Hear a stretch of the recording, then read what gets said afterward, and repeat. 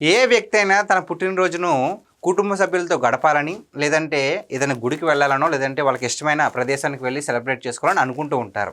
అయితే నారా లోకేష్ గారు మాత్రం వీటన్నిటికీ కూడా భిన్నంగా పుట్టినరోజే కాదు, ఏ రోజైనా సరే నేను నా రాష్ట్ర ప్రజల కోసం, నా రాష్ట్ర యువత కోసం ఇచ్చిన మాటను నిలబెట్టడానికి నేను ఎంత దూరమైనా ఏ రోజునైనా సరే నేను కష్టపడతాను అని చెప్పేసి మరి నారా లోకేష్ గారు తన పుట్టినరోజు వేడుకలను కూడా పక్కన పెట్టి ఏదైతే దావోస్లో సమావేశాలు పాల్గొన్నారో వాటిని కంటిన్యూ చేశారు.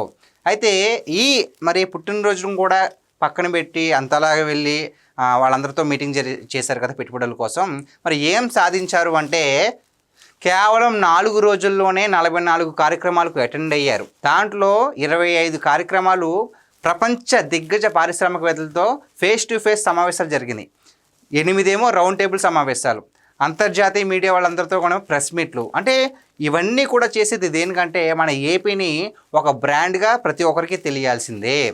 ప్రపంచంలో ఏ పారిశ్రామికవేత్త అయినా సరే ఎవరైనా సరే పెట్టుబడి పెట్టాలి అంటే, ఇండియాలో పెట్టుబడి పెట్టాలి అంటే ఫస్ట్ ఆంధ్రప్రదేశే గుర్తుకు రావాలి. వాళ్ళకి ఫస్ట్ చాయిస్ ఆంధ్రప్రదేశే అవ్వాలి, ఆప్షన్ అవ్వకూడదు, ఆంధ్రప్రదేశ్ చాయిస్ అవ్వాలి, బెస్ట్ చాయిస్ ఫస్ట్ చాయిస్ అవ్వాలని చెప్పేసి నిరంతరం కూడా ఒకవైపు చంద్రబాబు నాయుడు గారు, మరోవైపు నారా లోకేష్ గారు కూడా నిరంతరం కష్టపడుతూనే ఉంటున్నారు. మరి ఆ విధంగానే 4 రోజుల్లో 44 కార్యక్రమాల్లో పాల్గొన్నారు కదా. దీనికి ప్రతిఫలం ఏమిటి అంటే వెంటనే దొరికింది. ఎప్పుడైనా సరే ఒక పని చేస్తే మన ఫలితాన్ని ఆశించం, ఎప్పటికైనా వస్తుందిలే, ముందు మన ప్రయత్నం చేద్దాం అనుకుంటాం. అయితే అలాగే నారా లోకేష్ గారు కూడా స్టార్ట్ చేశారు, కానీ ప్రతిఫలం చాలా త్వరగా వచ్చింది. మరి దానికి ప్రతిఫలంగానే ఆర్ఎంజెడ్ అనే ఒక సంస్థ, ఒక దిగ్గజ రియల్ ఎస్టేట్ సంస్థ మన ఏపీలో, మన ఆంధ్రప్రదేశ్లో ఏకంగా 1,00,000 కోట్ల పెట్టుబడులు పెట్టడానికి ప్రతిపాదనలను వినిపించడం జరిగింది.